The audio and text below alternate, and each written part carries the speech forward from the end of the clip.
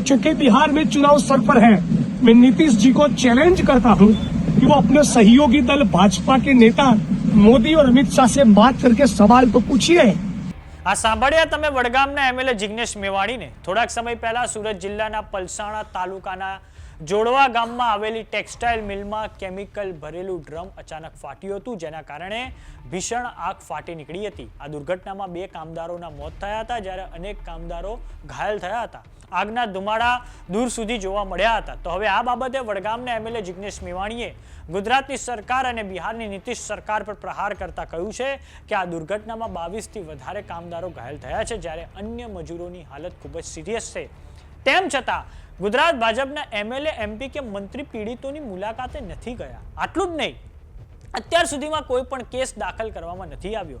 સાથે જ હું બિહારના મુખ્યમંત્રી નીતિશ કુમારને કહેવા માંગુ છું કે આ દુર્ઘટનામાં 2 દર્જનથી વધારે બિહારના કામદારો ઘાયલ થયા છે, સાથે જ 2 બિહારના મજૂરોના મૃત્યુ થયા છે।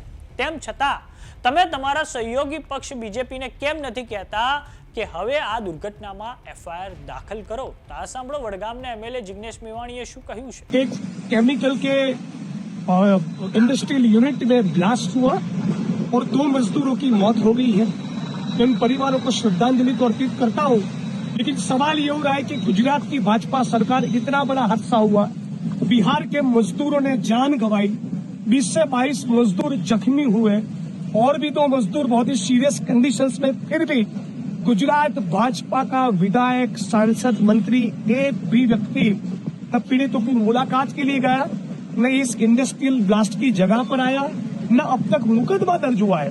तो चूंकि बिहार में चुनाव सर पर है, मैं नीतीश जी को चैलेंज करता हूं कि वो अपने सहयोगी दल भाजपा के नेता मोदी और अमित शाह से बात करके सवाल तो पूछिए कि 2 मजदूरों की, बिहार के मजदूरों की मौत हो गई, 2 दर्जन से ज्यादा मजदूर जख्मी है, फिर भी अब तक किसी के खिलाफ जांच नहीं, एफआईआर नहीं, मुकदमा दर्ज नहीं हुआ, गिरफ्तारी क्यों नहीं हो रही है? क्या बिहार के मजदूर जो गुजरात में आकर अपना खून और पसीना बहाते हैं, अपना जीवन दांव पर रखते, गुजरात के लिए उत्पादन करते, गुजरात के लिए पैदा करते हैं, इन मजदूरों के पसीने की गुजरात की भाजपा सरकार को, गुजरात की पुलिस को कोई कीमत नहीं है। मैं मांग करता हूँ कि 25-25 लाख का दोनों विक्टिम्स को मुआवजा मिले। मैं मांग करता हूँ जो इंजर्ड है उनको भी मुआवजा मिले और तुरंत यहाँ पर एफआईआर हो और जो भी कसूरवार है उनकी गिरफ्तारी होना चाहिए। સમાચારોમાં અત્યારે બસ આટલું જ। જો તમે અમને યુટ્યુબ પર જોઈ રહ્યા તો સબસ્ક્રાઇબ કરો, જો તમે અમને ઇન્સ્ટાગ્રામ અને ફેસબુક પર જોઈ રહ્યા તો ફોલો કરો, સાથે જ અમારી વોટ્સએપ ચેનલ આવી ગઈ છે, જોઈન કરવાનું ના ભૂલતા। નમસ્કાર।